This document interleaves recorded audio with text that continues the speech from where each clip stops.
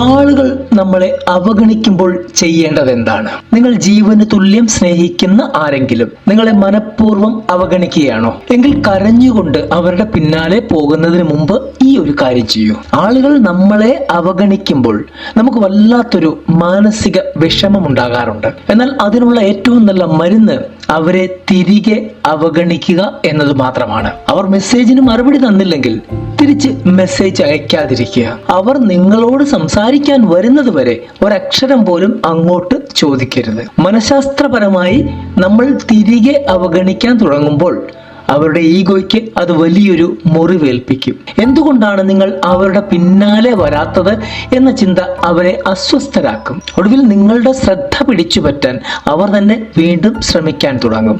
ഓർക്കുക, സ്വയം വില കളഞ്ഞുകൊണ്ട് ആരുടെയും പിന്നാലെ പോകരുത്. കൂടുതൽ സൈക്കോളജി അറിവുകൾക്കായി സൈക്കോ ഡയറി സബ്സ്ക്രൈബ് ചെയ്യൂ.